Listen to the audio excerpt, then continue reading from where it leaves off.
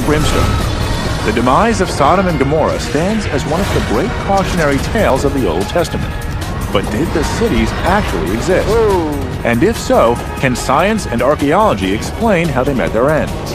To find out, I'll investigate charred ruins along the eastern Dead Sea, examine a 50,000-year-old geological record, This band here, that indicates an earthquake? and create a biblical weapon of mass destruction. Okay, that smells. We're digging for the truth. We're going to extremes to do it. It's gonna be a great adventure!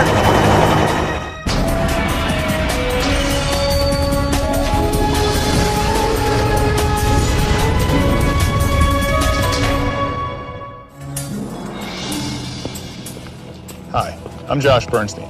I'm at Jordan's most famous archaeological site, Petra. Isn't that spectacular?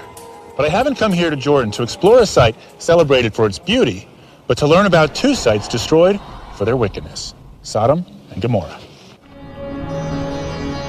The book of Genesis refers to the residents of Sodom and Gomorrah as exceedingly wicked and sinners against the Lord. So God exacts his wrath on the two cities.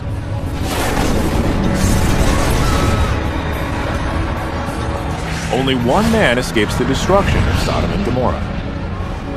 Lot, the nephew of the biblical patriarch Abraham.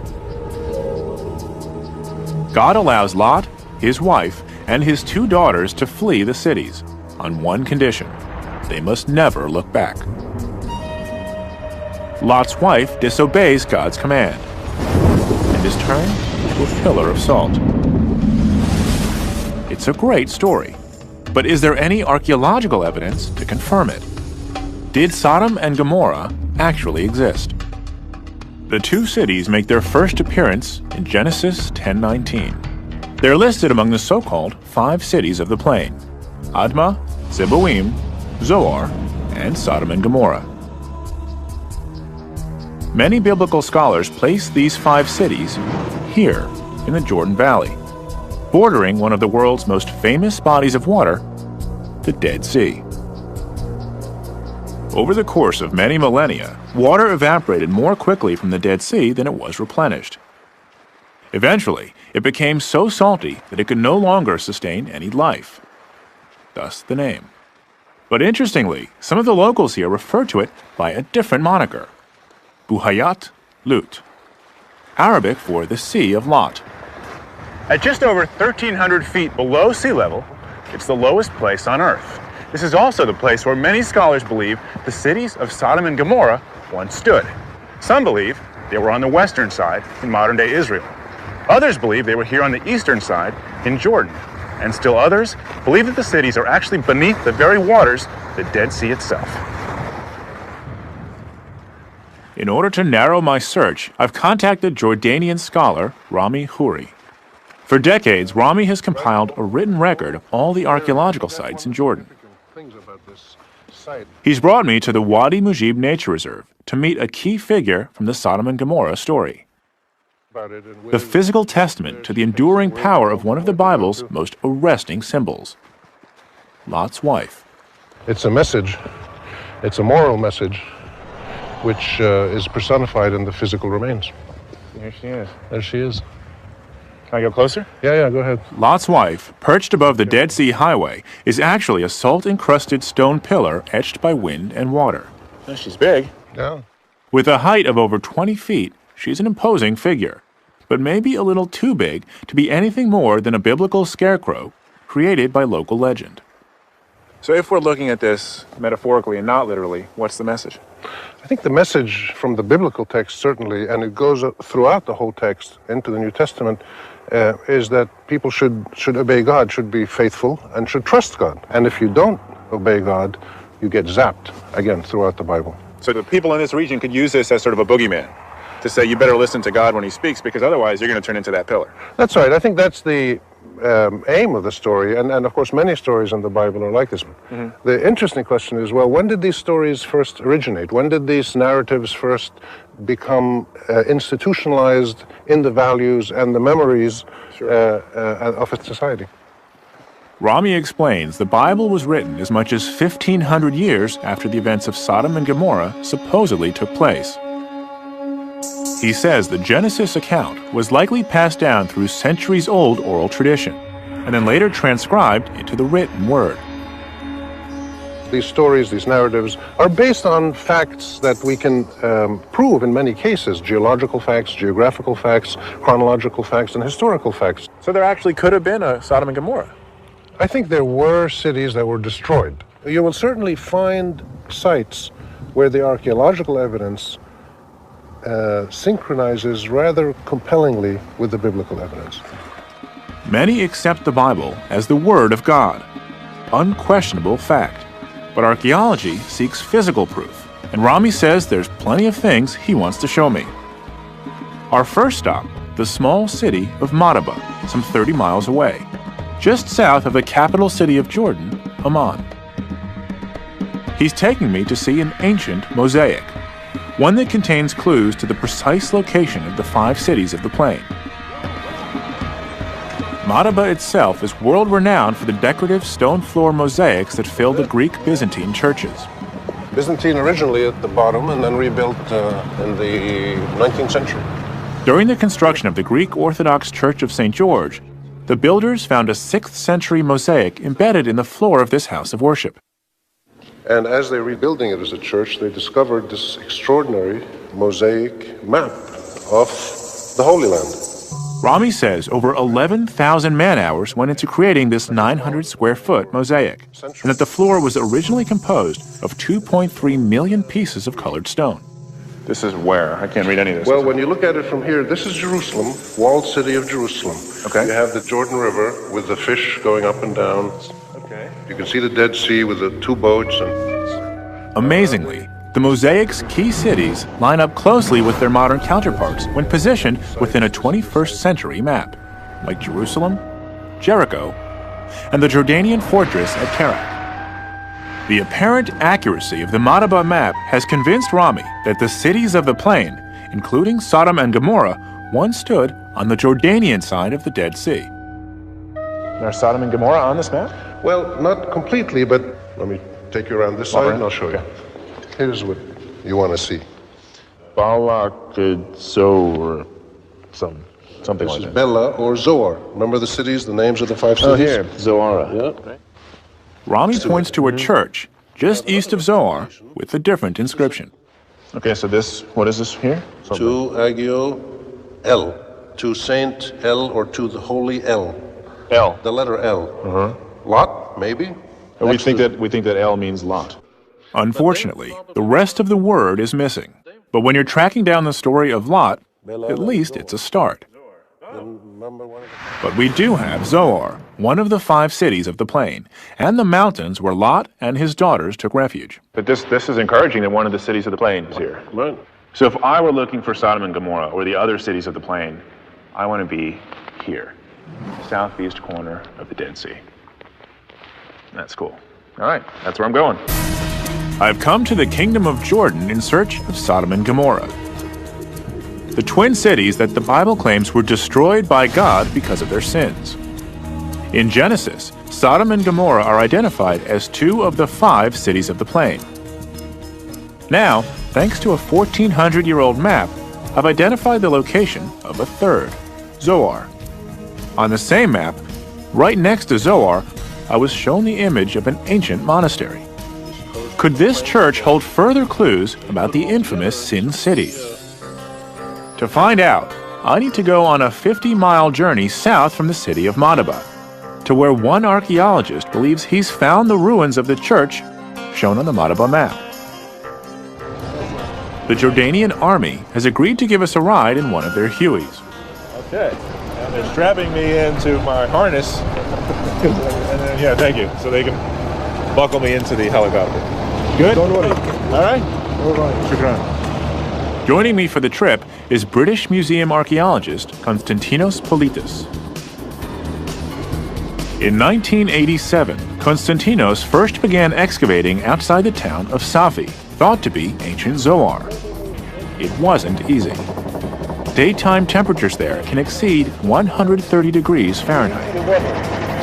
But after 8 long years of digging, he managed to uncover the ruins of the ancient church we're going to see. And here it is. It's exactly where the Madaba map placed it. Sitting on a sheer cliff and facing out towards the southeastern edge of the Dead Sea. Yeah, I know, we're gonna go down now. From the chopper, we get a bird's eye view of the entire site. It's spectacular. But why would anyone have built this church in such an inaccessible and rocky place?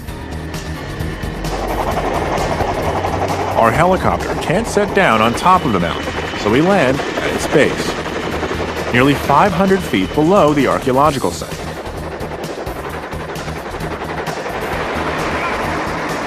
To get back up to the ancient monastery itself, we need to climb a series of steep switchbacks. Stone steps carved into the side of the rocky mountain. Konstantinos tells me the mosaic map at Madaba had intrigued him for years.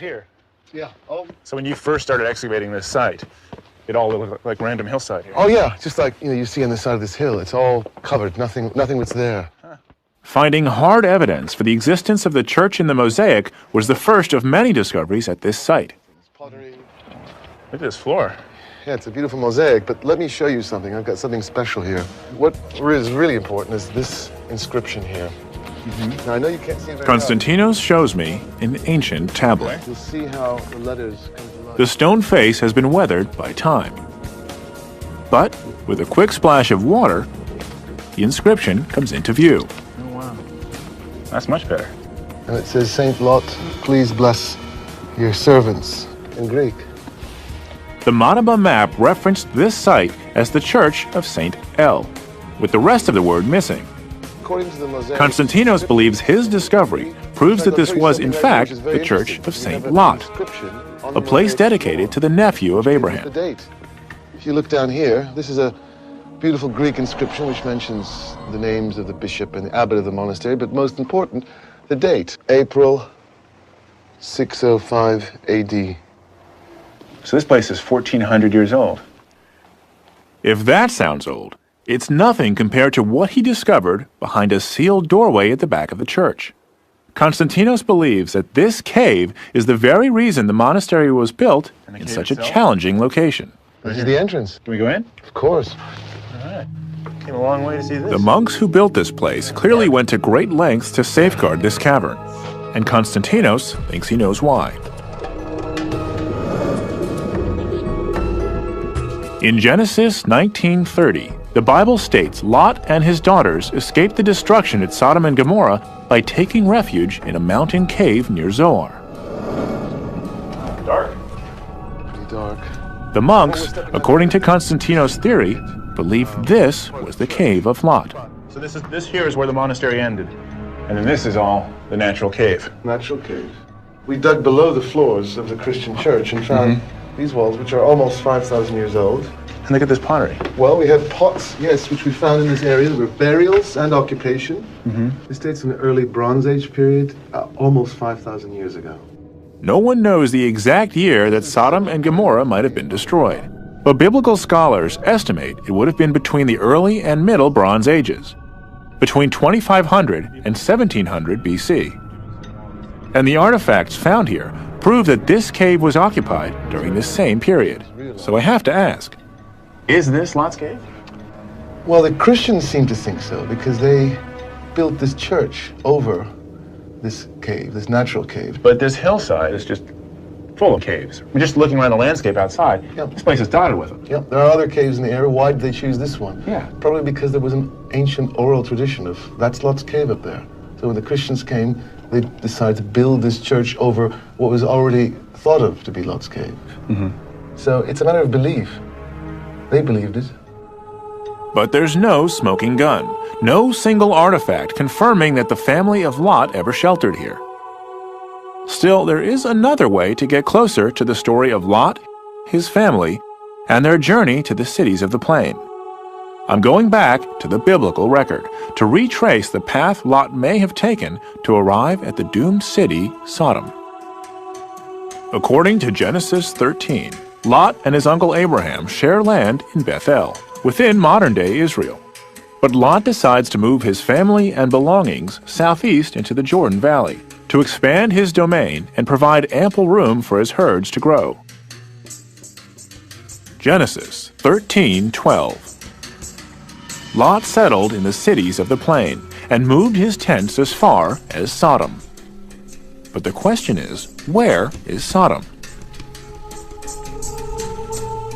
In order to pick up Lot's trail, I've contacted some Jordanian guides familiar with the territory. According to them, we're now close to the point where Lot may have entered Jordan some 4,000 years ago. Back in the day, they would have taken donkeys. But this way is much more fun. Yalla. Scholars believe camels were introduced into the Jordan Valley several centuries after the time of Lot. But apart from the camels, Lot would be surprised to see this once fertile plain as a rocky desert today. According to Genesis, this was once a lush and inviting land, like the garden of the Lord. But despite this beautiful setting, Lot may have been suffering culture shock. The early Bronze Age was a time of rapid change in ancient Jordan. The first cities were beginning to appear. It would have been an alien culture for a tent-dwelling shepherd like Lot. My guides tell me that tonight we'll join a local Bedouin tribe and pitch our tent near the very spot where many locals and scholars believe the biblical Sodom once stood. Josh. Yes, Josh. Nice to meet you. You're welcome. Thank you. The Bedouin preserve a way of life that's changed little since the time when the biblical Lot would have erected his tent outside Sodom. Okay, you just tell me what to do and I'll do it. All right, sir. But yeah, I will help give it a shot. Like Lot, the Bedouin people are shepherds. For millennia, these nomads have rejected city living. Even today, they continue to move their herds of sheep and goats across the open desert landscape. Their trademark tents are made of woven goat hair blankets. They use carpets and wool pillows for bedding. And what's the difference between the rooms? Well, it's not different. Okay. It's no difference. One for the women and two for men's. One we use it for sleep, and the other is open for the guests when they're coming in the night to have sittings, talkings, stories with all of the people. These tents have hardly changed since the time of Lot, when the Bible states he and his family made camp outside Sodom. Together, we build a fire for warmth before bedding down for the night. So we've been here for several hours. Some of the guys are sleeping, some are chatting.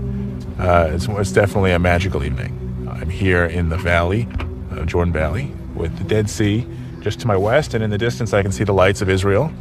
And I'm here in a Bedouin tent, which is sort of a once-in-a-lifetime opportunity to experience wandering, a stranger in a strange land. And I think that this probably has not changed at all since the time of Lot and Avram as they were making their way across Canaan. I'm in Jordan, looking for archaeological evidence behind one of the Bible's most famous tales, the story of Sodom and Gomorrah. In the ruins of a Byzantine monastery, I saw an ancient refuge that early Christians believe was the place where Lot and his daughters took shelter before God's destruction of the sin cities. I then traveled by camel to retrace the path Lot may have taken into the Jordan Valley. Now, my goal is to find evidence of the city he ultimately fled, Sodom. Thank you. Many scholars and historians believe the best archaeological candidate for Sodom is a desert ruin called Babydra. To the casual eye, it looks just like any other rocky outcrop. But for Dr. Thomas Schaub, the lead archaeologist at this site, Babydra represents an ancient fortress, established during the early Bronze Age here in Jordan. You can see the face of the wall here has collapsed somewhat, but you have to imagine this as having a mud brick superstructure going up about 30 feet.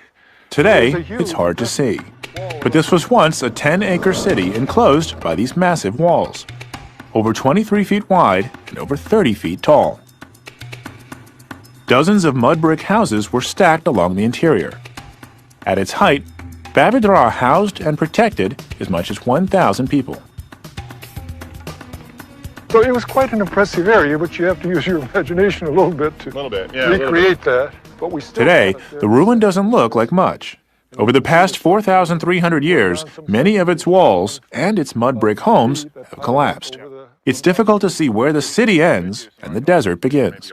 Now, this isn't exactly the place where I'd want to build a town. There's No. nothing here. It had to be a much richer area, and from the rainfall that we can reconstruct the patterns, it was like a gardened area down here.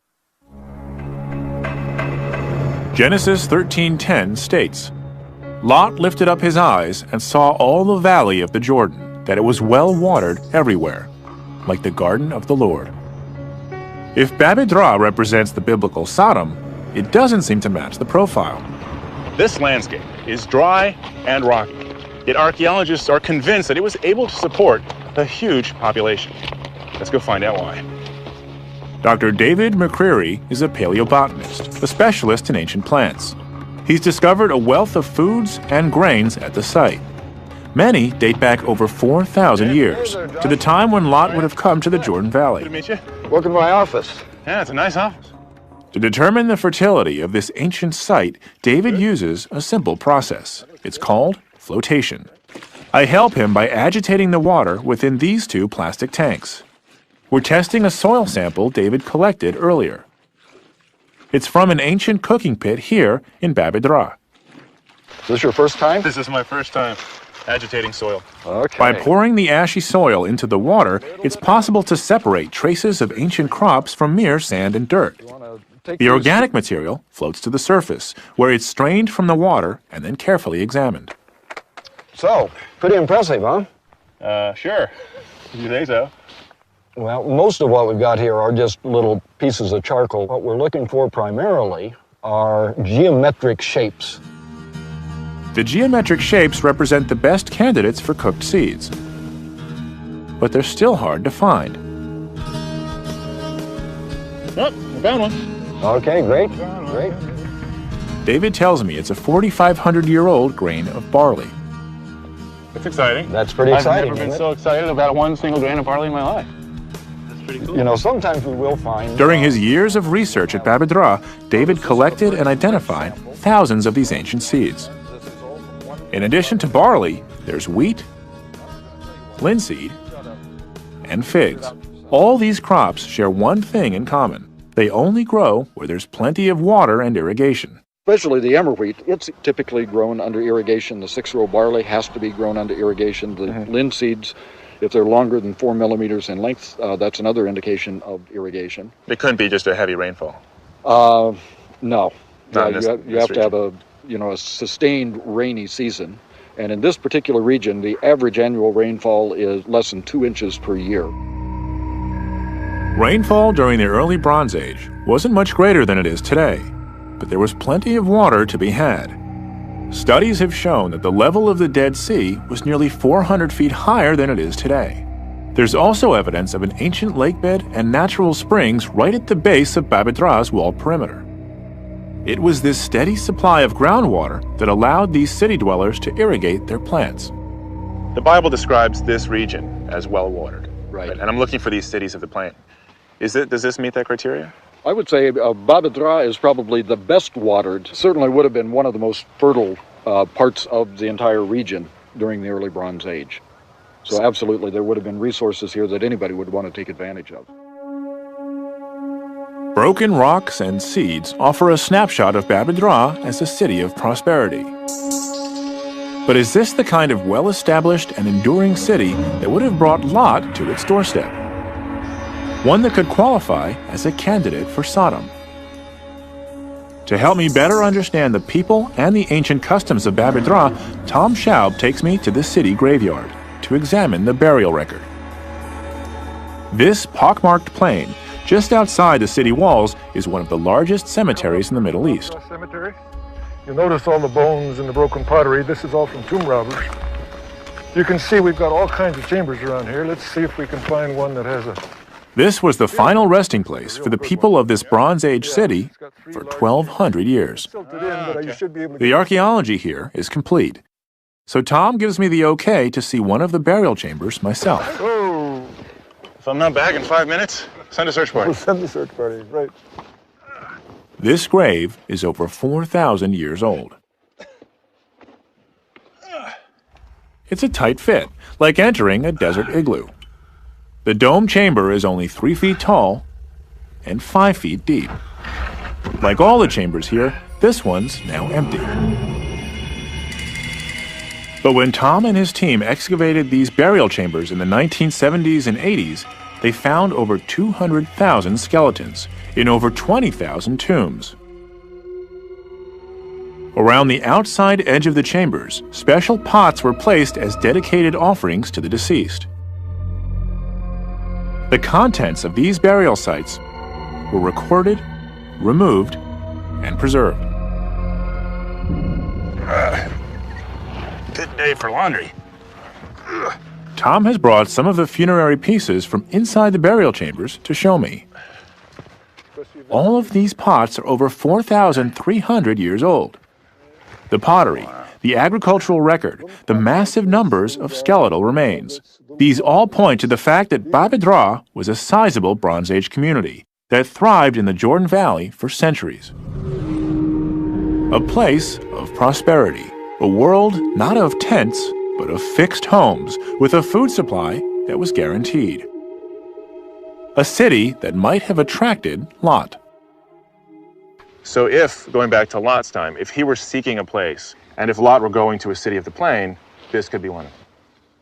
Yes, if Lot was traveling during the early Bronze Age and came down to this area, it would be the only place. If you have an individual like Lot or any group traveling through the early Bronze Age at that time, this would be the place to settle. This was the only place. It's the dominant town for that period from the 3rd millennium on in this part of the area. But this is where the archaeological record of Babedra seems to part company with the biblical story. Its collapse was more of a whimper than a bang. Tom tells me the city was slowly abandoned over a period of 100 years. The Bible states that the cities of Sodom and Gomorrah ended in fire and destruction, and there's no evidence of conflagration at Babedra. To find Sodom, I need physical evidence of a fiery cataclysm here in the Jordan Valley. I'm following in the footsteps of Lot, nephew of the biblical patriarch Abraham, in a quest to find the infamous cities Sodom and Gomorrah.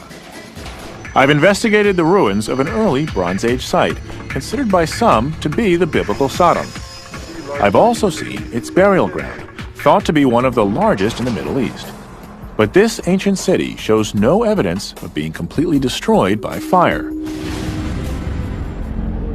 And the biblical description of Sodom and Gomorrah's final hours is as clear as it is apocalyptic.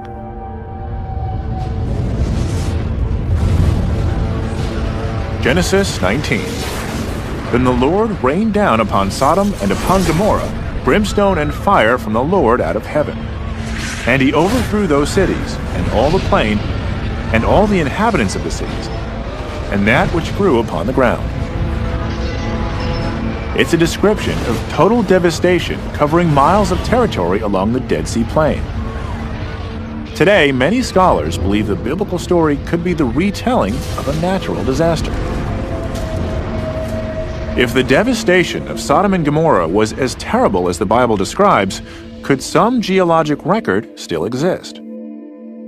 To find out, I'm leaving Jordan and traveling west into Israel, to Ein Gedi, fewer than 30 miles from Babedra. I'm with Dr. G0morrah, an expert on the geological history of the biblical lands. Shmuel wants to show me a remarkable record of the many earthquakes that have shaken this region. Earthquakes that date back to the time of Abraham and Lot, and well beyond. Together, we'll examine these chalky white walls in search of clues in the geological record. Clues that might explain the upheaval that caused the destruction of Sodom and Gomorrah. We're going to climb up there. The climbing gear is already there, so we'll have to rappel this cliff over there on top. Fine. Okay. Lead the way. Shmuel tells me there have been 17 recorded earthquakes in the Dead Sea region just in the past century.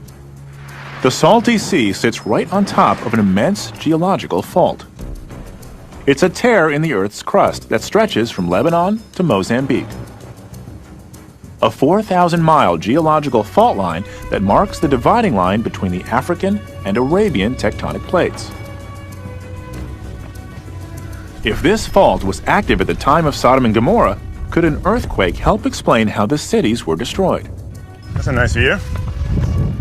This is the Dead Sea, this is the Moab Mountains. Yeah. We are standing on the bottom of an ancient lake that was here in the last ice age until about 15,000 years ago. A drastically falling water table has left this lake bed very high and very dry. Today it stands on the edge of an arid desert gully 150 feet deep. Our plan is to rappel down the cliff's edge so Shmuel can show me the layers of sediment left behind after the lake receded. Let's go check it out.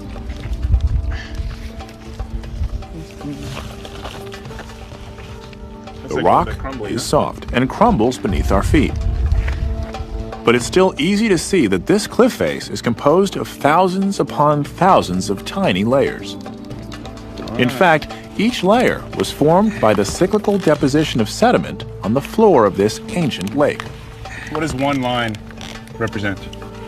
One layer represents one season deposited at the bottom of a lake. White layers represent the summer seasons, and brown layers represent winter. So you can date these layers the way someone might date tree rings. Exactly. The tree rings are the exact analog to these layers. The difference is that trees don't live 50,000 years. Here we have more than 50,000 years record. So this is a very long record here. We have the longest record on Earth. Wow. This 50,000-year record allows geologists to clearly see when earthquakes shook the region. We're looking for layers like this that are disturbed. Shmuel points to a large band of sediment different from the rest. It's thicker and jumbled. The sediment accumulated up to here. Above this was water, and then an earthquake shook the bottom. And all this thickness of layers was mixed and all chaotic here. This is one earthquake that disrupted a layer that's worth several hundreds of years of deposition. Okay. Yes. Shmuel explains that this earthquake would have registered over 6.0 on the Richter scale, more than enough to have destroyed a city that, like Sodom or Gomorrah, was built of mud bricks and stone. And according to Shmuel, the evidence is very compelling that this is precisely what occurred. You see, it tells us that around 4,000 years ago, there could have been an earthquake. There were earthquakes in this region of time. So in this case, the geological evidence supports the possibility of Sodom and Gomorrah actually being destroyed. Absolutely, yeah. It's very likely. So it's not just possible, it's likely. It's very likely. Still, an earthquake alone isn't enough. To fully corroborate the tale of Sodom and Gomorrah's destruction, I need more than a seismic event. I need fire and brimstone. And I know just the man for the job. I'm rejoining Rami Khoury at the eastern edge of the Dead Sea, on the Lisan Peninsula. We're fewer than 10 miles from the ruins of Babedra, and 20 miles from Safi, thought to be ancient Zoar. Rami has told me of an intriguing idea. If he's right, he'll be drawing a direct line from the Genesis story to where we're now standing on the Dead Sea Plain. Yeah, everything that's mentioned in the Bible and the story of Sodom and Gomorrah in terms of natural resources and geology and terrain is still here. Hasn't changed very much. Rami explains that one of the Bible's supernatural resources, brimstone, exists here in its natural state. Yeah. What do you think that is? I don't know, some sort of chalk? That's almost pure sulfur. Sulfur? Pure sulfur. Very high quality. Tastes like sulfur. And it's throughout the walls here. It's throughout, not just throughout the walls, it's throughout this whole area. The whole area is full of this stuff. Hey, let's get a couple more of these babies. Okay. And I'll show you what happens to it.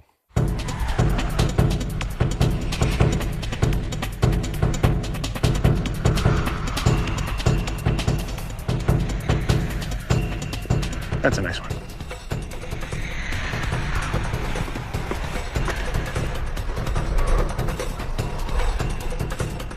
Did pretty well, yeah? I'm not exactly sure what Rami hopes to show me with this pile of sulfur. but he better make it quick. It's getting dark out here. Pick it up. Let me show you. You know what happens to sulfur when you light it? Well, it lights. Catches fire. Oh, okay. Okay, that smells. Yeah, better put it down. That's burning sulfur, otherwise known as brimstone. My whole life, I didn't know what brimstone was. Well, brimstone just means burning stone in sort of medieval English. References to fire and brimstone are found throughout the Bible. In fact, they're the preferred instruments of divine retribution. And Rami explains brimstone was used as a fuel throughout the Dead Sea Plain for thousands of years. But no physical evidence has ever been found that burning brimstone once fell from the sky. So it's another part of the Bible which is remarkably found in the landscape here. Based on human reality. Huh. Now, does that lend credibility to the idea of Sodom and Gomorrah actually happening? Well, it certainly makes it credible to the people in this region because they would remember something about a destruction of a city that may have happened possibly through a natural phenomenon or possibly through the intervention of God. So when they talk about fire and brimstone, this is what they're talking about. How'd you like that coming down on you? Sodom and Gomorrah. Could the biblical story of their sudden destruction possibly be true? In Israel and Jordan, I saw evidence of repeated earthquakes and witnessed burning brimstone firsthand. Okay, that smells. But actual archaeological evidence pointing to the annihilation of these cities has proved much harder to find. Now, on the last leg of my journey, I'm traveling 15 miles south to an archaeological site called S0d0m. It's an early Bronze Age city that also dates back to the time when Abraham and Lot are thought to have lived. Unlike the last ruin I visited, Babedra, this city suffered a dramatic and almost instantaneous collapse around 2400 BC. I'm rejoining archaeologist Thomas Schaub to learn more about the site he discovered in 1973, and to see if there's something in the archaeological record here that ties S0d0m to Sodom and Gomorrah. When we excavated here, this was a straight face, and you had a beautiful looking tower. What we found on the bottom of here, and I actually can show you the spot, under this ash, flat on a horizontal floor, were two skeletons, one with a rock on top of its head, who had clearly been killed in the collapse of the tower.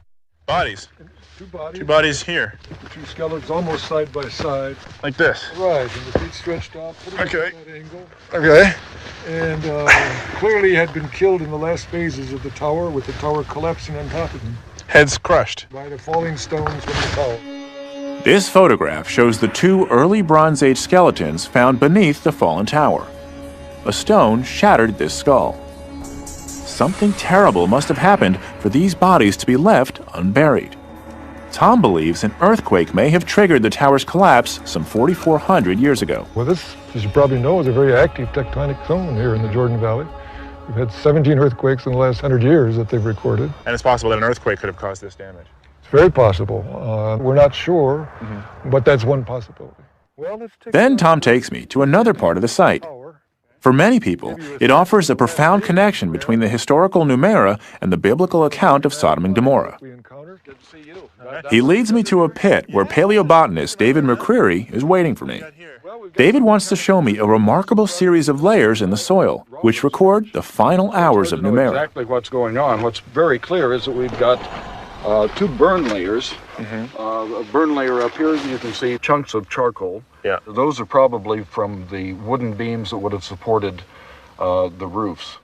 This layer is between 20 and 30 centimeters thick. Okay. And then below that you have a much hotter, or what I'm interpreting is a hotter burn layer. Whiter is hotter. Whiter is hotter, yeah, that's this ash. So this is not a small fire that got out of control. This is a huge fire that burned everything.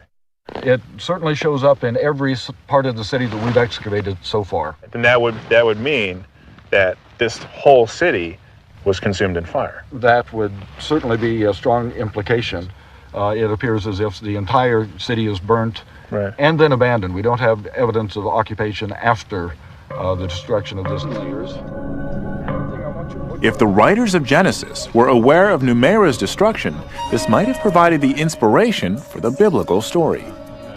A Bronze Age city literally burned to the ground along the edge of the Dead Sea Plain. correlating closely to the time of Lot. Given where we are relative to the Dead Sea, relative to the stories in the Bible, I'm seeing a city here that was completely destroyed by fire. Right. Could this have any relevance to the stories of Sodom and Gomorrah? It could, I suppose. As an archaeologist, again, I think we're restricted to the evidence so that we can only say that there was a massive destruction.